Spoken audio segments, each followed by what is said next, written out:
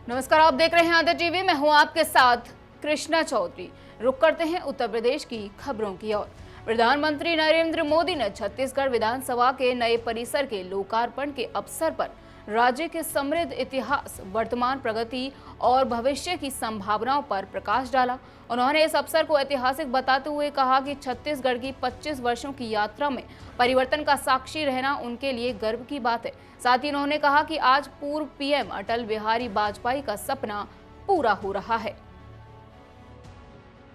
साथियों, आज का दिन छत्तीसगढ़ के इतिहास का स्वर्णिम अध्याय बनकर चमक रहा है। आज जब हम इस भव्य और आधुनिक विधानसभा भवन का लोकार्पण कर रहे हैं तो ये केवल एक इमारत का समारोह नहीं, बल्कि 25 वर्षों की जन आकांक्षा, जन संघर्ष और जन गौरव का उत्सव बन गया है। आज छत्तीसगढ़ अपने स्वप्न के नए शिखर पर खड़ा है और इस गौरवशाली क्षण में मैं उन महापुरुष को नमन करता हूं जिनकी दूरदृष्टि और करुणा ने इस राज्य की स्थापना की। वो महापुरुष हैं भारत रत्न श्रद्धेय अटल बिहारी वाजपेयी जी। साथियों, साल 2000 में जब अटल जी ने छत्तीसगढ़ राज्य का गठन किया तो वो निर्णय केवल प्रशासनिक नहीं था, वो निर्णय था विकास की नई राह खोलने का, और वो निर्णय था छत्तीसगढ़ की आत्मा को पहचान दिलाने का। इसलिए आज जब इस भव्य विधानसभा के साथ साथ अटल जी की प्रतिमा का भी अनावरण हुआ है तो मन कह उठता है, मेरे भाव व्यक्त हो रहे हैं। अटल जी जहां भी हो, अटल जी देखिए आपका सपना साकार हो रहा है। मुख्यमंत्री योगी आदित्यनाथ ने राष्ट्रीय पुस्तक न्याय द्वारा दीनदयाल उपाध्याय गोरखपुर विश्वविद्यालय परिसर में आयोजित 9 दिवसीय पुस्तक महोत्सव का उद्घाटन किया। इस अवसर पर उन्होंने विद्यार्थियों को अच्छी पुस्तकें पढ़ने के लिए प्रेरित किया। गोरखपुर की धरती तो इसलिए भी महत्वपूर्ण है, आपने देखा होगा पिछले 100 वर्षों से अधिक समय से गीता प्रेस भारत के सनातन धर्म से जुड़ी हुई पुस्तकों को सस्ते में प्रिंट करके देश और दुनिया के अंदर पहुंचाती है। और 1926 में गोरखपुर से प्रारंभ कल्याण पत्रिका, ये मासिक पत्रिका है। एक समय ऐसा था जब ये पत्रिका हर सनातन धर्मावलंबी के घर में पढ़ी जाती थी, देखी जाती थी।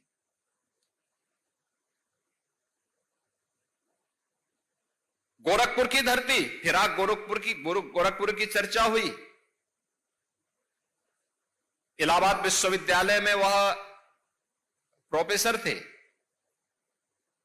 बहुत अच्छे साहित्यकार थे, और गोरखपुर की ही धरती ने मुंशी प्रेमचंद जैसा उपन्यासकार भी इसी गोरखपुर की धरती में अपनी कर्म भूमि बना करके उन्होंने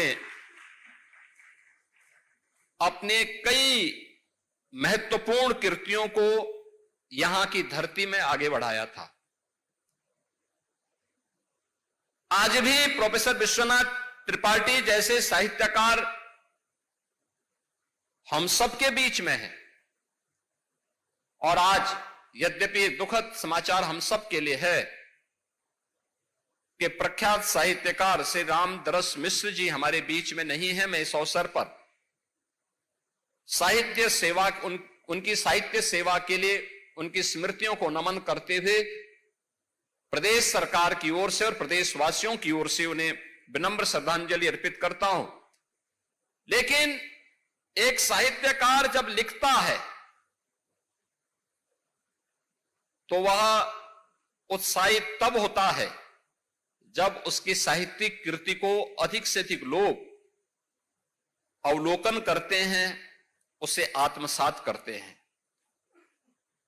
और याद रखना, अच्छी पुस्तक हमेशा आपकी एक सच्ची साथी के रूप में, एक मार्गदर्शक के रूप में हमेशा आपके लिए एक नई प्रेरणा होगी।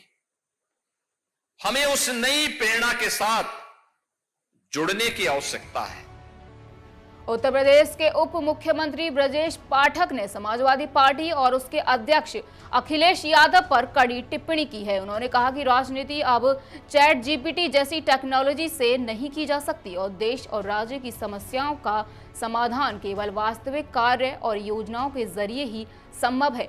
पाठक ने यह भी कहा कि महिलाओं की सुरक्षा में काफी सुधार हुआ है और कानून व्यवस्था मजबूत हुई है।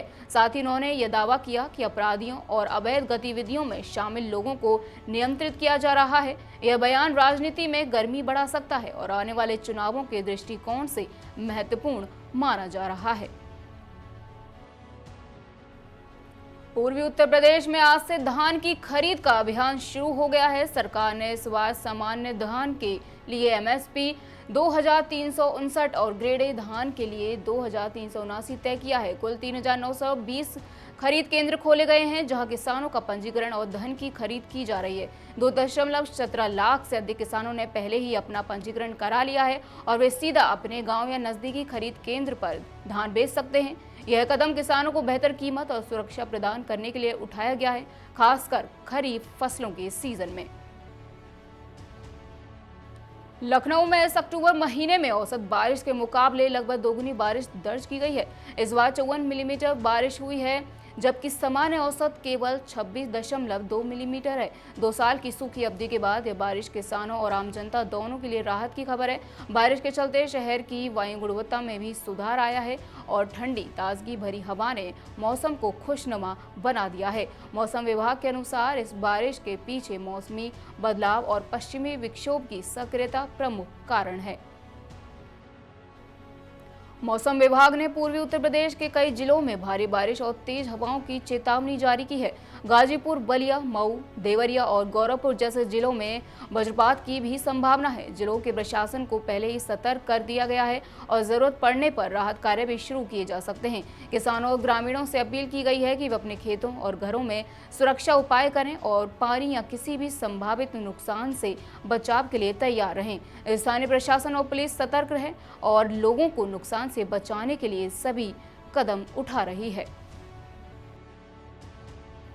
पश्चिमी उत्तर प्रदेश और एनसीआर क्षेत्रों में वायु गुणवत्ता गंभीर स्थिति में पहुंच गई है। नोएडा का AQI 330 प्लस दर्ज किया गया है, जबकि गाजियाबाद वसुंधरा में 355 तक पहुंच गया है, जो स्वास्थ्य के लिए खतरनाक स्तर है।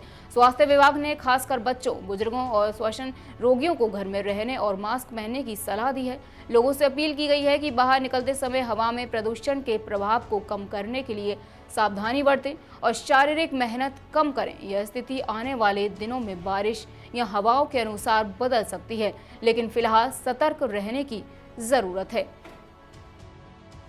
फिलहाल के लिए खबरों में इतना ही। आप देखते रहिए आध्या टीवी।